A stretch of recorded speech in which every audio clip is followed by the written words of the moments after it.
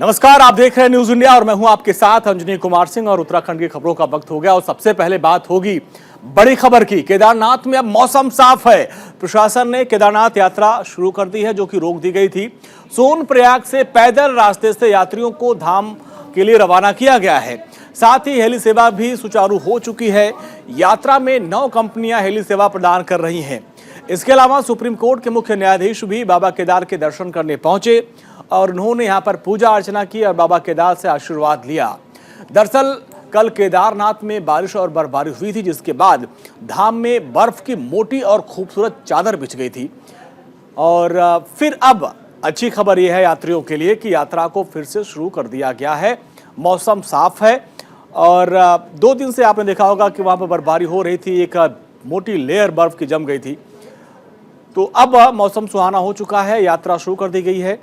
और इन सब के बीच हमारे सुप्रीम कोर्ट के मुख्य न्यायाधीश भी पहुंचे और उन्होंने बाबा केदार के दर्शन किए और उनसे आशीर्वाद लिया। और जो हेली सेवा जो प्रभावित थी, जिसको रोक दिया गया था, अब अच्छी खबर ये भी है कि हेली सेवा की शुरुआत कर दी गई फिर से। और यानी आपने जो रजिस्ट्रेशन करवाया है, आप हेलीकॉप्टर की सेवा का आनंद उठा सकते हैं और उसके जरिए बाबा के दर्शन करने के लिए निकल सकते हैं। तो ये आज की बड़ी खबर और बड़ी अपडेट ये है, जो भी श्रद्धालु निकले हैं चार धाम की यात्रा में, उनके लिए खबर। और रोहित विक्रम सिंह हमारे सहयोगी हमारे साथ जुड़ गए। रोहित, यात्रियों के लिए ये अच्छी खबर है कि जो यात्रा रुक गई थी, मौसम साफ हो गया, यानी जो पैदल यात्री जाने वाले वो भी और जो हेली सेवा से जाने वाले वो भी, उनके लिए आज राहत खबर। जरा अपडेट आप विस्तार से आप बताएं। बिल्कुल अंजनी, पिछले 48 घंटों की अगर बात करें तो 48 घंटे में 2 बार जो है केदारनाथ यात्रा को रोकना पड़ा, चूंकि समूचे उत्तराखंड में मूसलाधार बारिश हो रही थी और ऑरेंज अलर्ट मौसम केंद्र के द्वारा पूरे प्रदेश में जारी किया गया था। उसी के दृष्टिगत जो है केदारनाथ यात्रा को रोक दिया गया था। और उसके बाद जब देर तक बरसात होती रही तो उसके बाद स्नोफॉल भी केदारनाथ में जमकर हुआ जी। और जहां तक तीर्थयात्रियों की बात है तो गौरीकुंड और सोनप्रयाग में तमाम तीर्थयात्रियों को रोका गया था। हालांकि गढ़वाल मंडल विकास निगम के द्वारा व्यवस्थाएं की गई हैं इस बार यात्रा के संचालन को लेकर।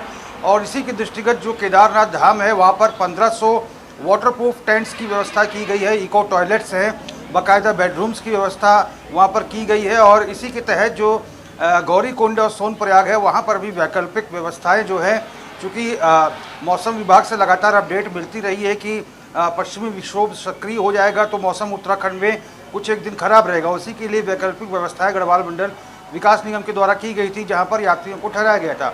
अब जो है उत्तराखंड में मौसम इस समय बिल्कुल साफ है। राजधानी देहरादून में भी चटक धूप के लिए, केदारनाथ धाम में भी मौसम एकदम साफ है। और इसी के लिहाज से प्रशासन ने यात्रा को फिर से शुरू कर दिया है। और अब तीर्थयात्री लगातार जो है केदारनाथ, बद्रीनाथ, गंगोत्री और यमुनोत्री में दर्शन करने के लिए जा रहे हैं जी। और केदारनाथ और बद्रीनाथ की अगर हम बात करें अंजनी, तो अब तक 6,39,000 से अधिक तीर्थयात्री बद्रीनाथ धाम और बाबा केदार के दर्शन कर चुके हैं। हाँ। गंगोत्री धाम और यमुनोत्री धाम में 3,30,000 से अधिक श्रद्धालु गंगोत्री धाम और यमुनोत्री धाम के दर्शन कर चुके हैं। ठीक है, चलिए रोहित आपके पास आएंगे। आपने विस्तार से समझाया कि भाई जो श्रद्धालु हैं जो तीर्थ चार धाम की यात्रा पे, उनके लिए अच्छी खबर है। आप बन रहे हैं हमारे साथ कि भाई यात्रा को फिर से शुरू कर दिया गया है, चूंकि 48 घंटे से जो बर्फबारी हो रही थी, बारिश हो रही, उसके वजह से यात्रा को रोका गया था।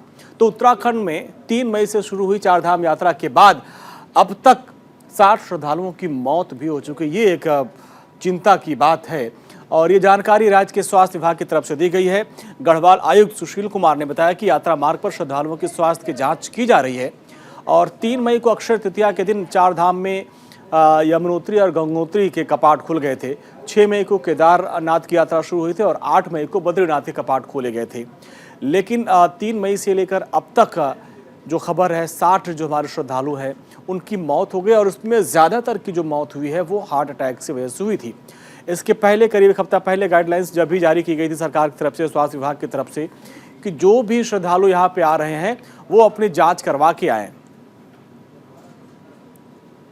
अधिकतर तो जो दुखद मृत्यु हुई है वो बीमारी या उनकी जो अन्य कठिनाइयां हैं, हृदय गति रुकने से या अन्य शारीरिक कठिनाइयों के कारण हुई है।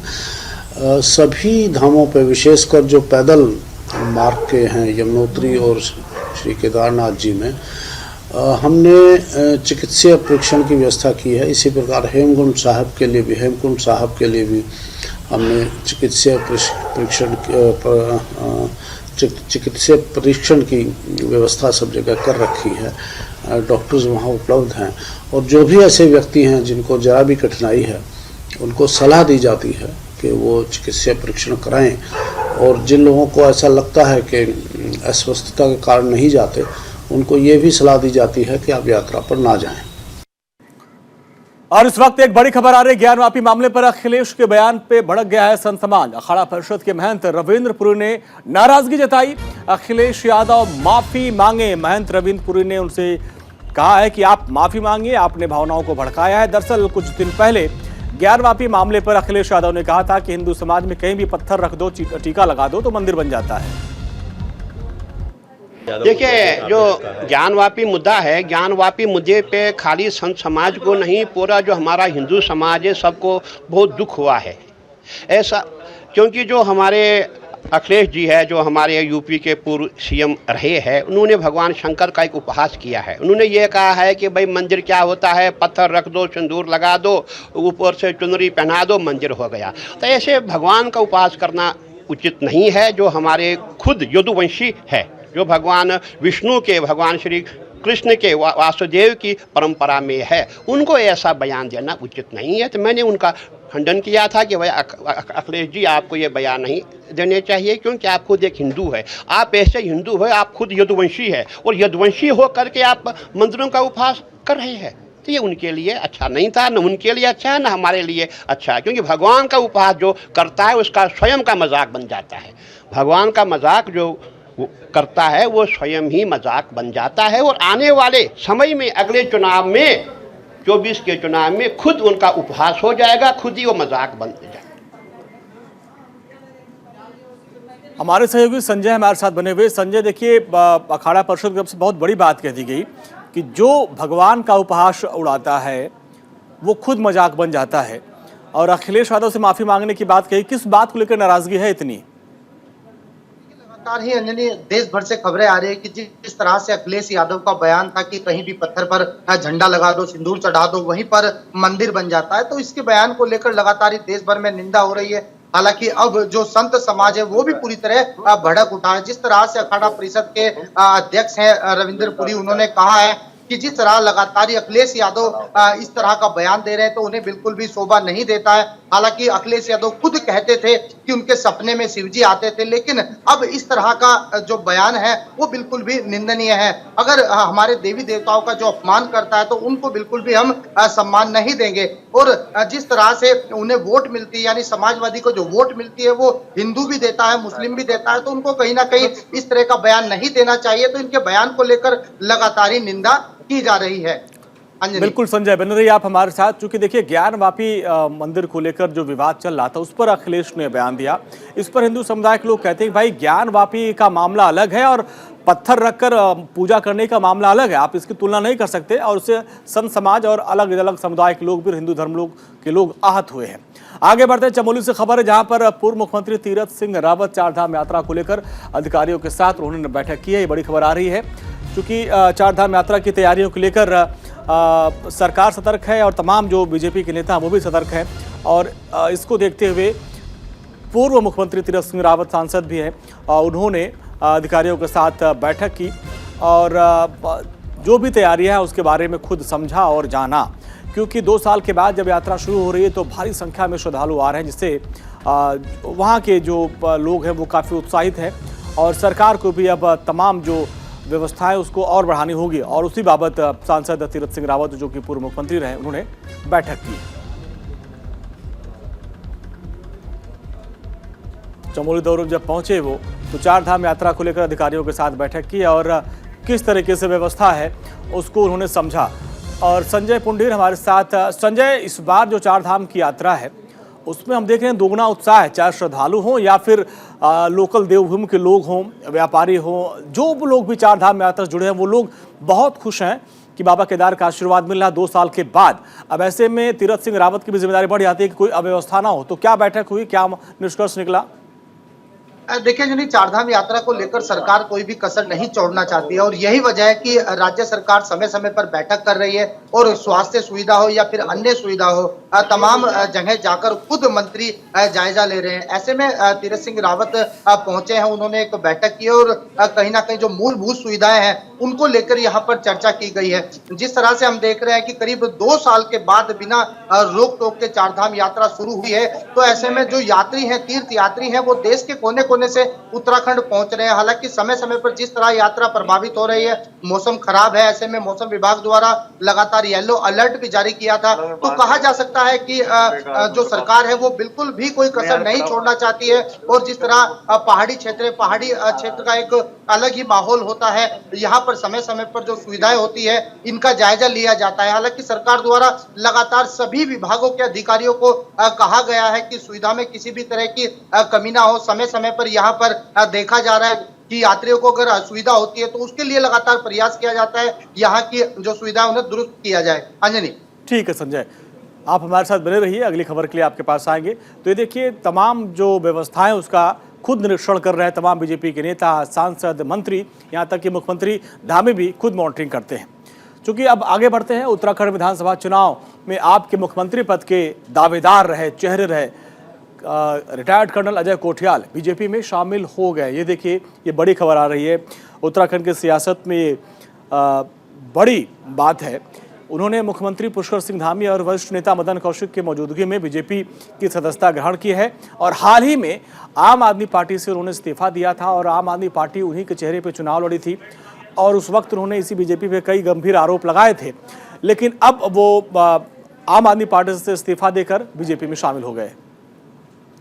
बात करें तो बहुत मोदी जी के नेतृत्व में हमेशा सैनिकों के लिए काम होता है और आज कर्नल साहब ने और उनके सभी साथियों ने भारतीय जनता पार्टी की सदस्यता ग्रहण की है। और मैंने जैसा अभी दिल्ली प्रवास के दौरान कहा था, मैं अभी एक प्रवासियों की बैठक में गया था और उस बैठक में मैंने कहा था कि आप पार्टी में जब कर्नल कोठियाल समेत सभी लोगों ने उस पार्टी को त्याग दिया है तो इसकी शुरुआत उत्तराखंड से हो गई है कि अब पूरे देश के अंदर ये अभियान चलेगा और यहाँ पूरी तरह से पार्टी साफ हो गई है। पूरे देश में जो है इसी प्रकार से जो है हर जगह साफ होती चली जाएगी।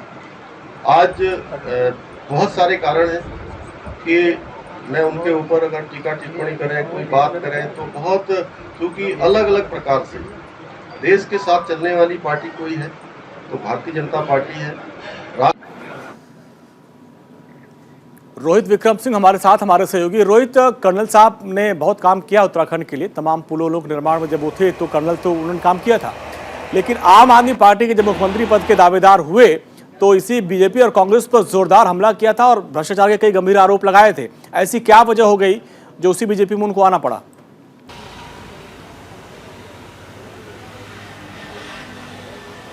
ये देखिए अंजनी, साल 2019 जब लोकसभा चुनाव हो रहे थे उसी समय भारतीय जनता पार्टी में कर्नल अजय कोठियाल आना चाहते थे, लेकिन किन्हीं कारणोंवश वो बीजेपी ज्वाइन नहीं कर पाए और ऐसे में आम आदमी पार्टी वर्चस्व में आई और 2 साल तक आम आदमी पार्टी के लिए काम करने के बाद दिल्ली के मुख्यमंत्री और आम आदमी पार्टी के राष्ट्रीय संयोजक अरविंद केजरीवाल ने उन्हें उत्तराखंड 2022 के विधानसभा चुनाव को लेकर आम आदमी पार्टी की तरफ से मुख्यमंत्री का चेहरा घोषित किया।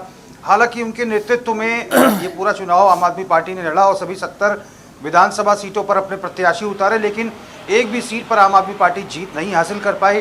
गंगोत्री से खुद कर्नल अजय कोठियाल चुनाव लड़े थे, लेकिन वहां भी उनकी जमानत तक जब्त हो गई थी और इसी के तहत जो है उन्होंने अपना इस्तीफा दिया है, क्योंकि इसके बाद दीपक बाली को आम आदमी पार्टी का प्रदेश अध्यक्ष बना दिया गया था और उसके तुरंत बाद ही उन्होंने इस्तीफा दिया आम आदमी पार्टी से और 1 हफ्ते के भीतर उन्होंने भारतीय जनता पार्टी की सदस्यता ग्रहण की है। इनके साथ 400 समर्थक ऐसे हैं जो कर्नल अजय कोठियाल के हैं, उन्होंने भी भारतीय जनता पार्टी ज्वाइन की है। उसके साथ ही भूपेश उपाध्याय जो कि आम आदमी पार्टी के कार्यकारी अध्यक्ष रहे हैं, उन्होंने भी भारतीय जनता पार्टी ज्वाइन की है। निश्चित तौर पर आने वाले चुनाव में और आने वाले दिनों में भारतीय जनता पार्टी को इसका लाभ मिलने वाला है, क्योंकि उत्तराखंड में बहुतायत संख्या में ऐसे परिवार हैं जो कि सैनिक परिवार हैं और दूसरे घर से एक व्यक्ति सेना में है, भारतीय सेना में अपनी सेवा दे रहा है। तो कर्नल अजय कोठियाल चूंकि सैनिक पृष्ठभूमि से हैं तो निश्चित तौर पर उनका आना भारतीय जनता पार्टी के लिए एक सुखद एहसास रहेगा और भविष्य में उनका लाभ जो है बीजेपी को मिलना तय है। ठीक है रोहित, आप हमारे साथ बने रहिए। तो ये बड़ी खबर है कि कर्नल कोठियाल अब बीजेपी में आ गए हैं और कहीं न कहीं उत्तराखंड को देवभूमि के साथ साथ सैन्य भूमि बोला जाता है और ऐसे में कर्नल कोठियाल का आना बीजेपी के लिए 2024 के लिहाज से काफी फायदेमंद होने वाला है। आगे बढ़ते हैं। कृषि मंत्री गणेश जोशी ने विधानसभा में कृषि से जुड़ी योजनाओं की समीक्षा बैठक की और अधिकारियों से कहा कि किसानों की आय को दोगुना करने के लिए जो भी योजना बनाई जाए उसको जल्द से जल्द किया जाए काम। और साथ ही उन्होंने सक्सेस स्टोरी मांगी है। कृषि से संबंधित विभागों की बैठक लेते हुए कैबिनेट मंत्री ने अधिकारियों को लेमन ग्रास, तेजपत्ता, मिंट, कैमोमाइल का उत्पादन बढ़ाने और अधिक से अधिक किसानों को एरोमेटिक एग्रीकल्चर से जोड़ने की संबंधित कार्य योजनाओं को निर्देश दिया है। देखिए, आज प्रधानमंत्री फसल बीमा के तहत एसबीआई द्वारा जो किसानों को लाभ दिया जा रहा है, इस योजना के रस को मैंने आज यहाँ पर रवाना किया है।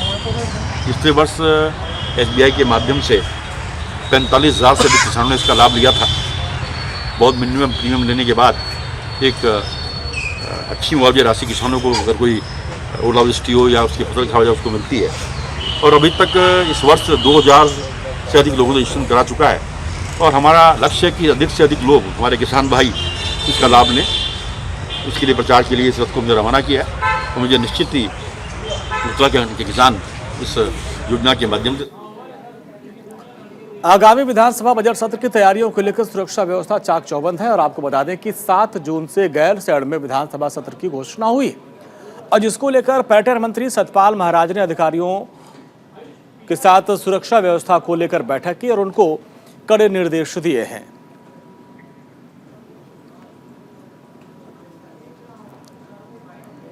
बड़ी चुनौती है और निश्चित रूप में मैं समझता हूं कि हमारे राज्यपाल जी और हमारे मुख्यमंत्री जी इसमें तय करेंगे और निश्चित रूप में चुनौती तो है क्योंकि यात्रा चरम सीमा पर है। तो हम यही चाहेंगे कि भाई हमारे जो पर्यटक हैं उनको वरीयता मिले, तो इसमें सब हमारे।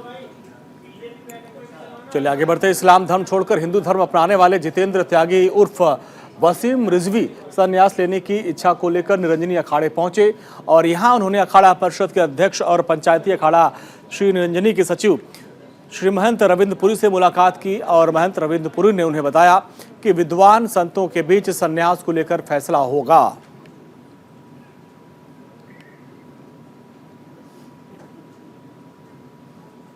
मिलने आए हैं, अभी आप जेल से रिहा होके आए, हमसे मिलने आए हैं। अभी जो भी हमारा कार्यक्रम ऐसा कुछ नहीं आगे चल के होगा। इनका ये विचार है कि मुझे संन्यास लेना है, तो हमने ये कहा है कि जितने हमारे विद्वान है, आचार्य है, सभी महामंडलेश्वर है, हमारे महाराज श्री बैठे हैं, सभी संत समाज एक साथ इकट्ठे बैठ के फिर विचार किया जाएगा, मंथन किया जाएगा और उचित होगा तो आपको संन्यास दिया जाएगा। अगर ऐसी हमारी परंपरा में पूर्व से हो तो था है।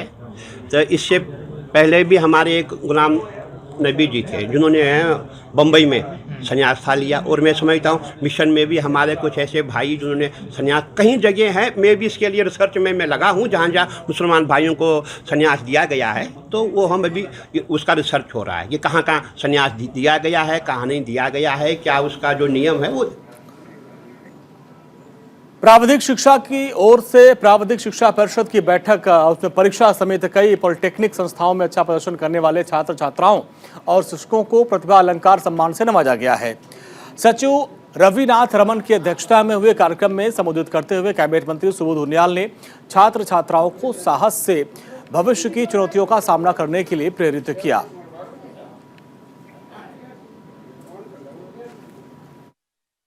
बच्चों के सर्वांगीण विकास के लिए जरूरी है कि पढ़ाई के साथ साथ वो जो बाकी एक्टिविटीज हैं उनमें भी उनका इन्वॉल्वमेंट हो। और अगर आप दुनिया में देखेंगे, अगर कई लड़के बहुत अच्छे मेरिटोरियस लड़के हैं, बहुत अच्छे मार्क्स हैं, लेकिन अगर वो कम्युनिटी उसमें उनका अगर रोल नहीं है तो बड़ी बड़ी यूनिवर्सिटी दुनिया की जो बहुत बेहतरीन यूनिवर्सिटी उनको एडमिशन नहीं देती। ये बच्चे को, क्योंकि कल उनको समाज के बीच में रहकर काम करना है और समाज, हम लोगों का कुल दायित्व जो है वो समाज के साथ समाज की सेवा करने का है। तो अगर सेवा भाव नहीं अगर बच्चों में होगा तो मैं समझता हूँ वो अपने पदों के साथ जस्टिस नहीं कर पाएगा। तो वो अपने पदों के साथ भी जस्टिस करें, उनको समाज के प्रति अपनी जिम्मेदारी का भी एहसास हो और पढ़ाई में भी वो अच्छे चले। तो ऐसे बच्चों को प्रोत्साहित करने के लिए और इसको एक इस तरह का कंसेप्ट बने कि आम बच्चा इससे इंस्पायर हो और वो भी जो कम्युनिटी के साथ जुड़कर अपने जीवन में आगे बढ़ने का प्रयास करें। इसके लिए इस तरह के आयोजन बहुत। उत्तराखंड के स्कूलों में गर्मियों की छुट्टियों का शेड्यूल में उसमें कुछ चेंज किया गया, बदलाव किया गया है। शिक्षा महानिदेशक बंशीधर तिवारी ने आदेश जारी किया कि स्कूल 31 मई तक खोलने के आदेश हैं और इसके बाद 31 मई को तंबाकू निषेध दिवस पर स्कूली छात्रों को तंबाकू निषेध की शपथ दिलाई जाएगी। तो ये कुछ बदलाव किया गया है।